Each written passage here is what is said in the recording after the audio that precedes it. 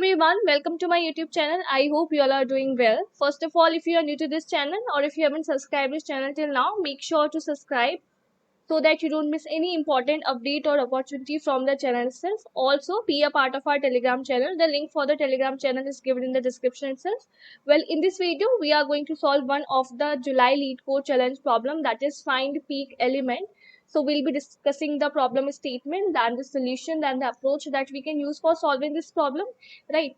So without any delay, let's get started. First of all, as you can see right now, that basically what is a peak element? So a peak element is an element that is strictly greater than its neighbor. So the element should be strictly greater than that of its neighbor. Given an integer array nums, find a peak element and returns its index. If the array contains multiple peaks, return the index to any of the peaks. Right. So basically an integer array nums is given to you. So you have to determine the peak element in that particular array, or basically you have to return the index on which this element has been located. Also, they have given that there can be a possibility of more than one peak elements. So in that case, you can return the index of any of the peak elements, right? Also, you may imagine that nums of -1 equal to nums of n equal to infinity. Okay, that's fine. Now, here they have said, can you write an algorithm that runs in big O log n times? Now, if this kind of scenario is here and something is related with the searching part, then sometimes the binary search will strike to our mind. And here we are going to implement binary search on an answer that we are looking for, right? So first of all, we'll see the most basic approach that will come to your mind. For example, let's understand with the help of an example. So here we are having an example, nums. This is our array containing elements 1, 2, 3, 1, right?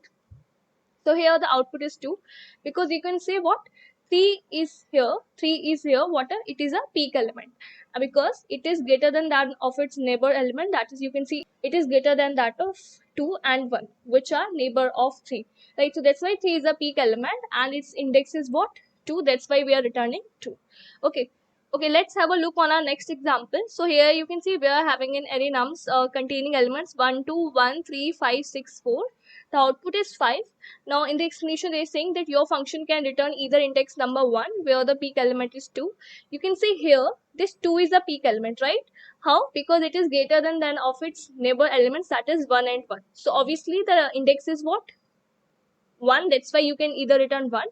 Also here this 6 is also a peak element because it is greater than this 5 and 4 as well. So that's why you can return either 1, which is the index of peak element 2, or you can return 5, which is the index of peak element 6.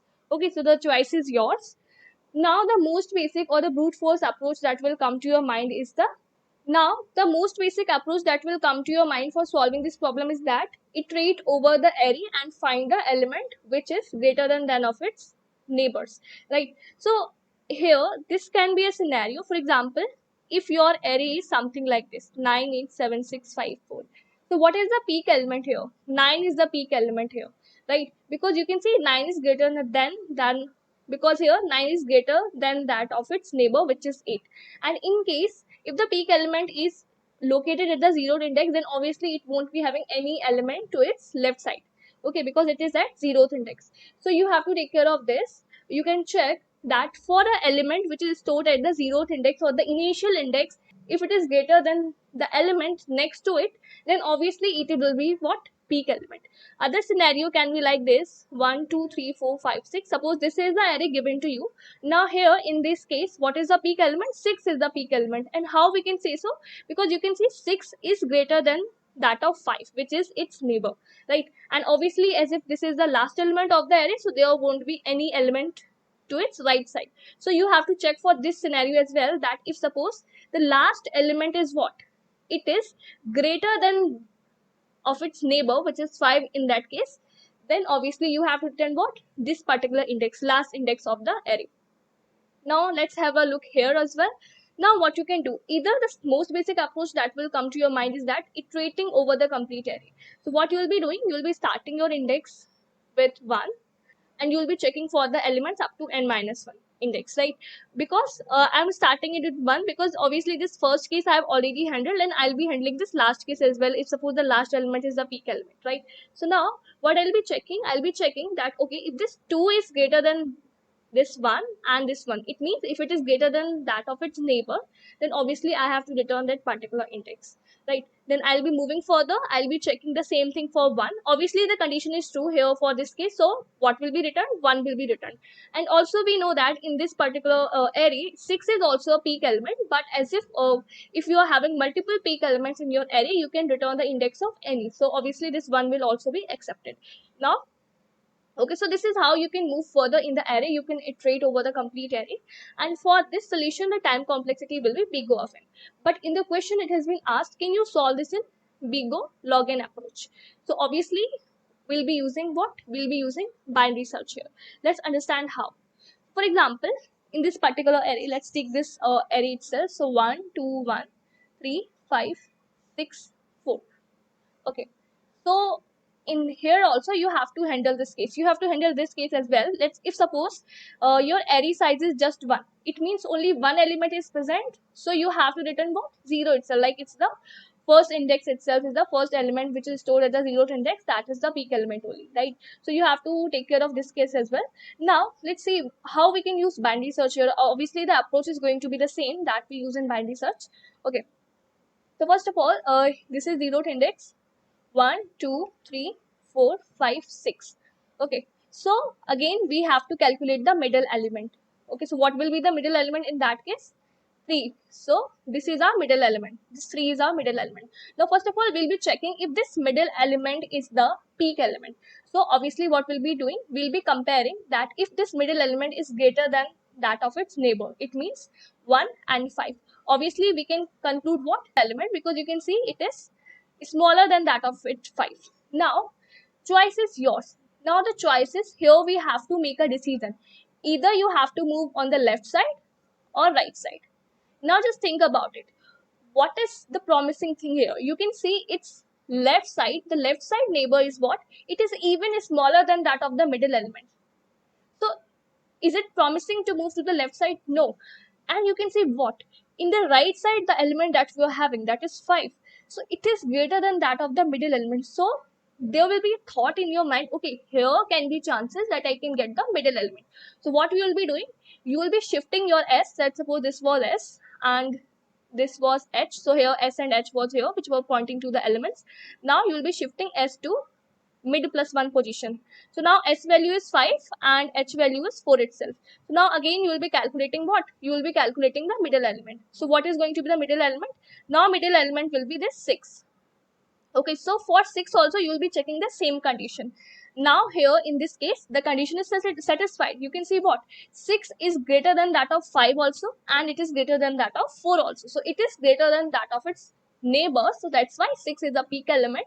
So you have to return its index, or basically you have to return mid, which is basically the index of this element 6, right?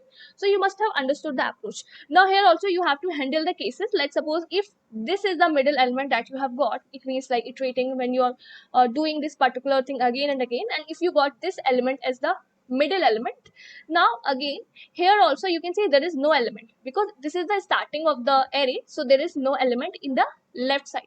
So you have to check this condition also. Let's suppose like if mid is equal 0 and the element next to it, for example, let's suppose element next to it, okay, so for example let's take like this 5, 4, okay, and the element next to it, if it is greater than that of the element next to it, then obviously this is the peak element itself, so we have to return that particular index.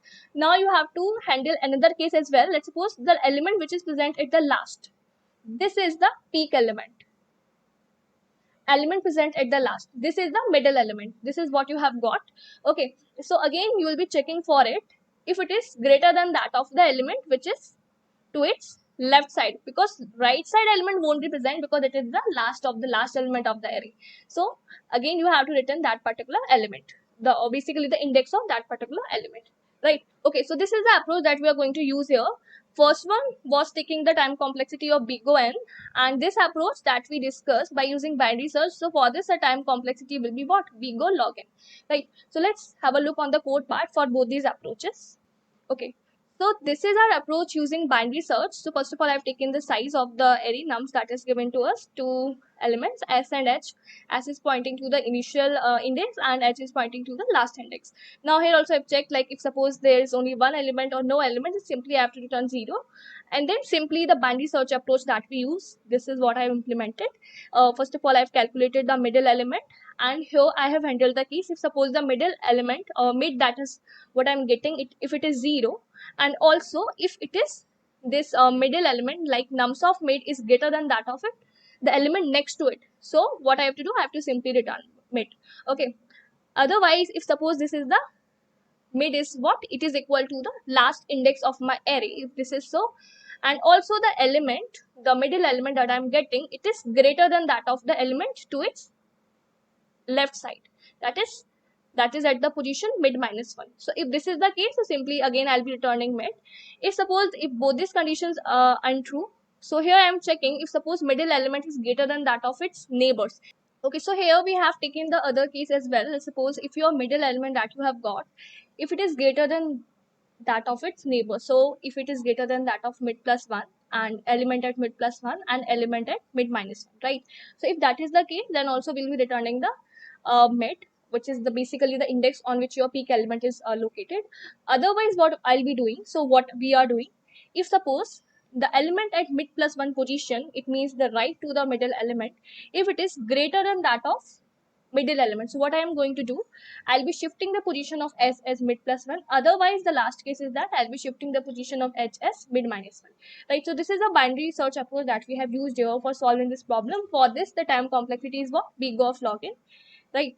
And okay, so if you run it, then obviously it's going to pass the test cases. Let's run it once. Okay, let's submit. It got accepted. And this is our next approach, the linear search approach that I was talking about. So where we were iterating through the elements one by one. So what I am doing, first of all, we are handling this case. If suppose the element at the 0th index that is greater than that of the element at the first index, then obviously this is going to be the peak element. So I'll be simply returning 0 because that is the index of the peak element. Also, if suppose the element at n minus 1 position is greater than that of element at n minus 2 position, then this is also peak element. So I'll be returning n minus 1 here. Otherwise, we'll be simply taking a loop starting from 1 up to n minus 1 position. So here I'll be checking that, okay, if it is satisfying the scenario, if it is satisfying this situation, if it is satisfying the condition of peak element, then in that case I'll be returning the I, right? So this was the whole code and both the approaches. I hope that you have understood both the approaches. Thank you for watching this video. If you are new to this channel or if you haven't subscribed this channel till now, make sure to hit the like button. If you have any suggestion or anything you want to mention, you can drop a comment in the comment section. Thank you for watching this video. Bye bye. Keep learning, keep coding.